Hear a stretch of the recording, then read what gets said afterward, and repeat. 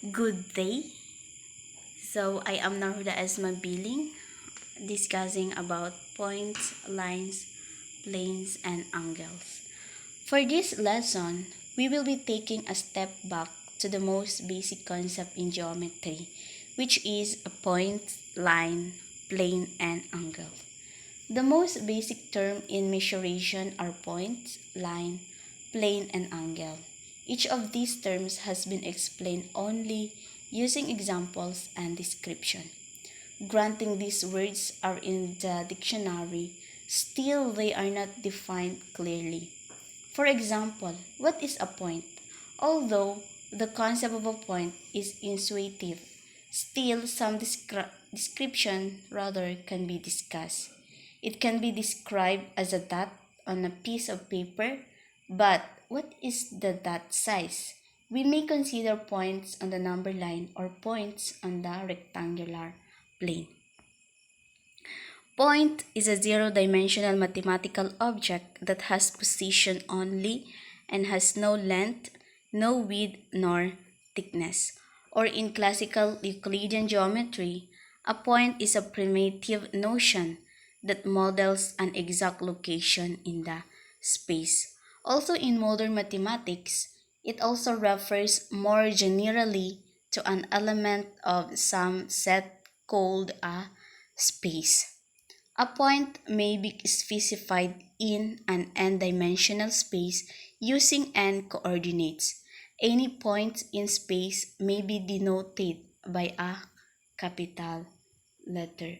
So this is the figure of point. Point make up everything. Any spot in the universe can be as a specific point. It also has no dimensions. Remember, point has no dimension, as in represented by a single dot. So what exactly does it mean when it has no dimensions? It will become more clear as we move on to the lines. So lines is one-dimensional figure having no thickness and extending infinitely in both directions. An infinitely long object with no width, depth, or curvature that they may exist in two, three, or higher dimension spaces. So lines extend out in one dimension. So in point has no dimension, but in lines it has one dimension, meaning it has length. A line extends infinitely, and for our purposes they are always straight. So this is the example of lines, or this is the figure of lines. So in lines we have important facts. First is ray. Ray is a straight line which is limited from one sided and infinite from another side. So from this figure, or in this figure, a ray is terminated at one end and infinitely extending to another end. Means rays have a starting point but then extend in one direction forever. Number two important fact is segment or line segment. It is a part of a straight line which is limited from both sides. So this is the figure of line segments, that it has two endpoints. It could be A and B. It contains these endpoints and all the points of the line between them. You can measure the length of the segment but not of a line. So remember, in line segment, we can measure its length but not a line. So in ray, we cannot measure its length, but in line segment, we can measure its length but not a line. So next important fact is parallel lines. It is a straight lines which lie in the same plane or do not intersect no matter how long they are extended. So this is the figure of parallel line. lines in a plane that are always the same distance apart or equal distant from each other, and it will never meet. Parallel line never intersect. So next important fact is intersecting lines. Intersecting lines are two or more different lines that meet at the same point. In parallel line rather, the line they are not meet, but in intersecting line, their lines is meet at the same point. Share a common point which exists on all the intersecting lines, and it's called the point of intersection. So in this figure, line sub 1 crosses line sub 2 at the common point V. So next important fact is a transversal line. It is a line that cuts across two or more lines. Thus also it passes through two lines in the same plane at two distinct points. So in this figure, the line sub 1 and line sub 2 are parallel lines which are cut across by a transversal line L sub 3. So next important fact is broken lines. It's a set of line segments connected end to end. A finite sequence of line segments joined consecutively endpoint to endpoint. It is also sometimes called a polygonal chain. So in this figure, the four figures are example of broken lines. The first two figures starting from left are open broken lines, while the last two figures are considered to be closed broken lines which begin and end at the same points. So next is a points on the same lines are said to be collinear. Collinear points are the points that lie on the same straight line or in a single line. So if two or more than 2 points lie on a line close to or far from each other. So in this a figure of collinear, points one and the other one lying on the same line are termed to be collinear. So next is midpoint, which is it is the point exactly halfway between two endpoints of a line segments. It is also the middle point of a line segment. It is a equidistance from both endpoints, and it is the centroid both of the segment and of the endpoint. It bisects the segment. So in this figure, point C is the midpoint of line segment BA. So now we will proceed to the plane. So plane is a flat surface that has length and width but no thickness. Plane is a flat without two-dimensional surface that extends indefinitely.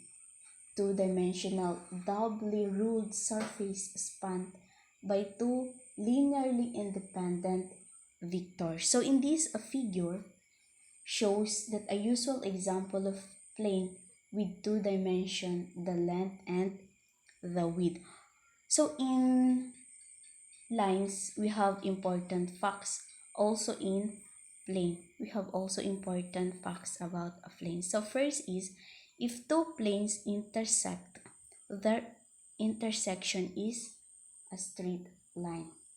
So in this figure, line AB is formed through the intersection of the two planes.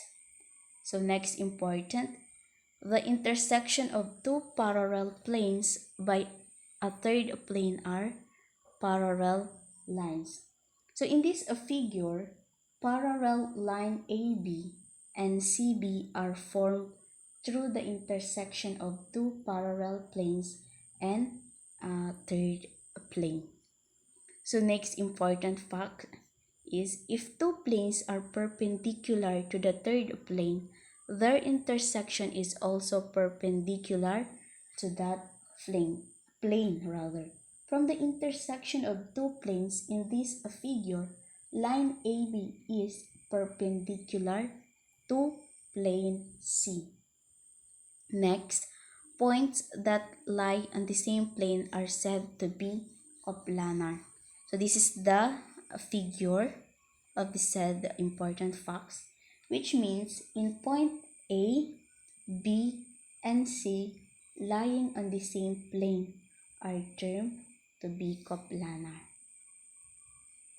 So next is the last part of our topic is angle.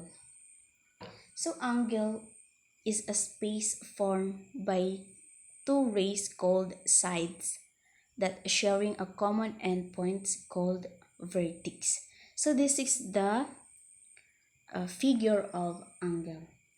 An angle is indicated by the symbol angle and three characters marking end of rays and a vertex of an angle, which is the middle character.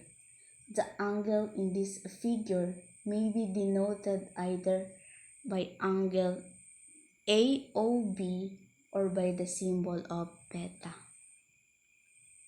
So we have angle measurement. First, degree is defined as the unit of angle measurement wherein one complete revolution is divided into 360 parts.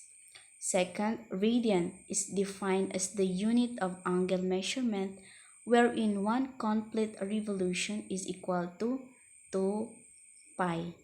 Then gradient is defined as the unit of angle measurement wherein a complete revolution is divided into 400 parts. Mil, used in military science, is defined as the unit of angle measurement wherein one complete revolution is divided into 6,400 parts. So that is the angle measurement. So now we have forms of angles. First is acute angle. It is an angle whose measure is less than 90 degrees. So this is the figure of acute angle. In angle A plus angle B is equal to 90 degrees. In right angle or number two forms of angle, which is right angle, is an angle that measures exactly 90 degrees. Exactly 90 degree.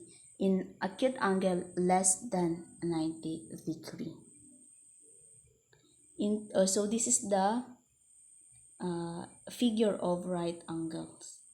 Number 3, obtuse angle is an angle whose measure is more than 90 degree and less than 180 degree. So again, this is the figure of obtuse angle. Next, straight angle is an angle that measures exactly 180 degree. So this is the figure of straight angle. Number 5 is reflect angle.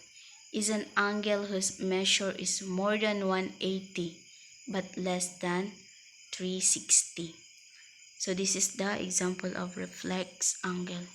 Number 6 is circular angle. It is an angle that measures exactly 360 degree. So now we will move on to the terms of angle. First is complementary angles. Are two angles whose sum is 90 degrees. So for example is the angle A plus angle B is equal to 90 degree. So the second term is supplementary angle. that are two angles whose sum is 180 degree. So example, angle A is 90 degree plus angle B is 90 degree. It could be equal of 180 degree. So number 3 terms of angle is interior and exterior angles, that are angles formed by cutting two parallel lines with a transversal line. So in this figure, angle A, B, E, and H are obtuse and they are all equal. Then angle B, C, F, and G are acute angle and they are all equal. Furthermore, angles C, D, E, and F are level as interior angles, whereas A, B, G, and H are called exterior angles. So number 4 terms is alternate interior angle, are a pair of non-adjacent interior angles on opposite sides of the transversal. So the same figure to the previous terms, which is angle C and F, or D and E are categorized as alternate interior angles. So number 5 is corresponding angles, have the same position with respect to their lines and the transversal. Corresponding angles are congruent. So again, it is their figure is the same with the previous terms of angles, which is pairs of angle B and angle F, or angle D and angle H, or angle A and angle E, or angle C and angle G are corresponding angles. Number 6, adjacent angles, that two angles which have the same vertex and a common side between them. The sum of two adjacent angles is 180 degree. So in this figure, angle AOB and angle BOC, or angle AOD and angle DOC are adjacent angles.